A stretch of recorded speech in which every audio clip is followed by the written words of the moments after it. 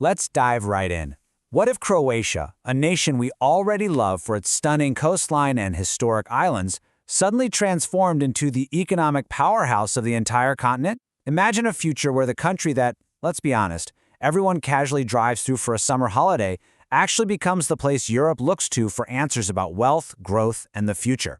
In this explainer, we're exploring a fascinating what-if scenario, taking a beloved holiday destination and turning it into the wealthiest nation in Europe. So we've got to pose this foundational question right up front. What if the Adriatic's hidden gem became Europe's economic powerhouse? We really need to shift our perspective here. We have to stop viewing Croatia just as a picturesque spot with ancient walls, the ones you recognize from football matches and sea views, and start imagining it as a future blueprint for wealth.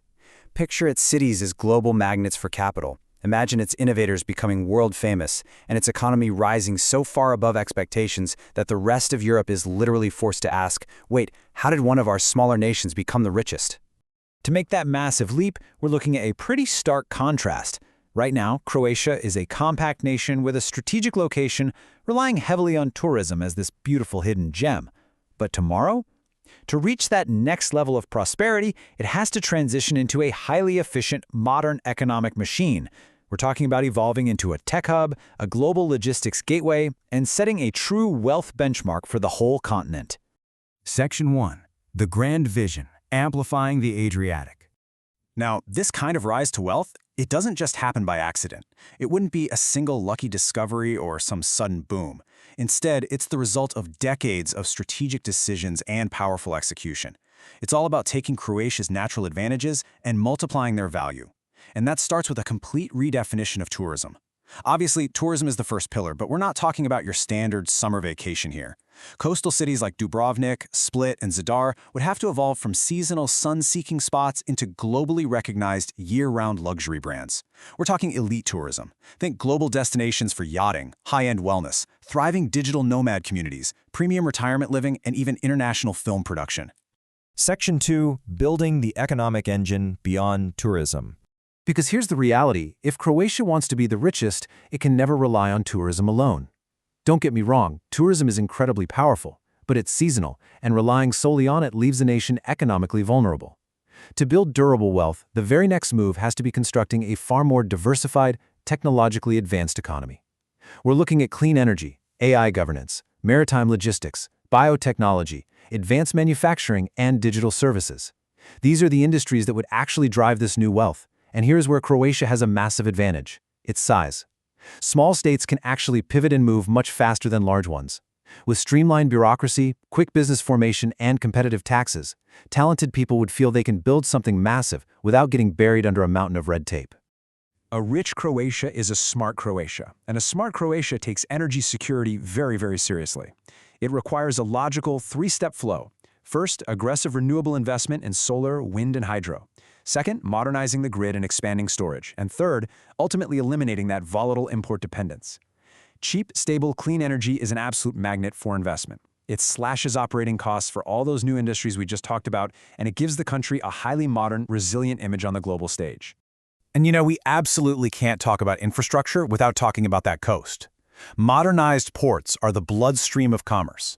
If Croatia upgraded its port system and linked it directly to super-efficient inland logistics, it would become an absolute powerhouse.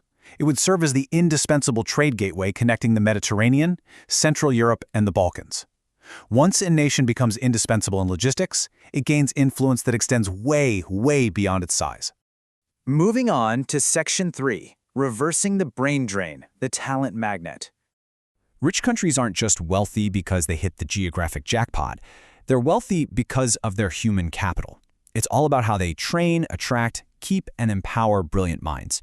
So what's the actual mechanical how of attracting this talent? Well, first, you have to build world-class education and research hubs right at home, so the brightest young people don't feel forced to pack up and leave. Second, you ensure fast, seamless business formation along with competitive taxes. And third, you integrate that beautiful, relaxed coastal lifestyle with cutting-edge innovation. That is exactly how you retain young, local talent while simultaneously pulling in engineers, scientists, and entrepreneurs from every corner of the globe. This shift is the ultimate game changer. You have to move away from the historical talent exodus, where the best brains were literally draining out of the country, push through a stabilization phase, and trigger a massive global talent influx. When you combine world-class digital infrastructure with an incredibly high quality of life, university towns organically turn into startup corridors, and Zagreb transforms into a highly connected financial capital. Section 4. The governance imperative. Managing the wealth. Because generating wealth is really only half the battle. Managing it is the governance imperative. The richest country in Europe wouldn't just be rich because it made money, it would stay rich because it managed that money with operational excellence and regional balance, making sure the wealth doesn't just pool in one or two major cities. There's a perfect mindset for this. The state would not exist to slow down success. It exists to protect, coordinate, and amplify it. Clean institutions, transparent procurement, and efficient courts are absolutely crucial to ensure that all this newly generated wealth doesn't just leak away through corruption. It actually comes down to a really simple equation. Predictability plus strong institutions equals compounding wealth. If the regulatory environment is crystal clear and institutions are deeply trusted, capital flows in naturally. Entrepreneurs are perfectly willing to take big risks because they know the rules of the game aren't going to change overnight. That trust compounds over the years, creating an economic engine that's much larger and more powerful than any single industry alone. Section 5. The price of prosperity. Friction of wealth. Now, we have to be realistic here.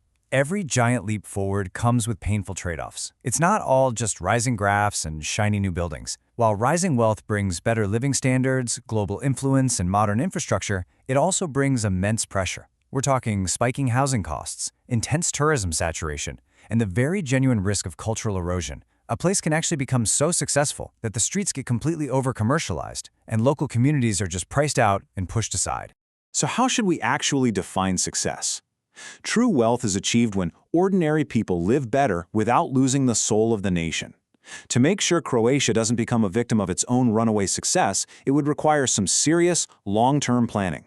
You need smart environmental rules, incredibly sustainable tourism management, and strict coastal protection to keep the country livable for the people who actually call it home.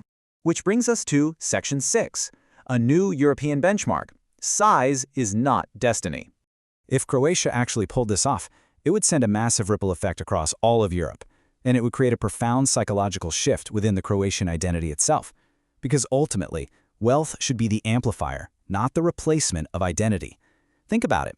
Croatia already has something that much richer countries deeply envy, a memorable, authentic identity shaped by endurance and pride. The economic machinery we've been talking about must elevate this historic, resilient culture rather than packaging it too heavily for outsiders, or worse, erasing it completely. Let's summarize the key takeaways of this incredible, hypothetical transformation. First, it instantly reshapes European tax and infrastructure competitiveness. Second, it absolutely explodes Croatia's soft power, whether that's art, diplomacy, or hosting major global summits. Third, the national psychology shifts from a mindset of survival to one of leadership, going from being admired merely for its beauty to being universally respected for its excellence. And finally, it proves a powerful lesson to the entire world. Strategy and execution trump massive size. Size is absolutely not destiny. And that brings us to our final, lingering thought for this explainer. Can a nation turn beauty into strength, and that strength into a prosperity that benefits ordinary people just as much as it impresses the rest of the world?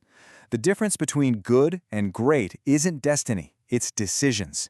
Nations can reinvent themselves. They can surprise the world. Thank you so much for joining me on this deep dive. Keep asking the big questions and never underestimate the power of strategic vision.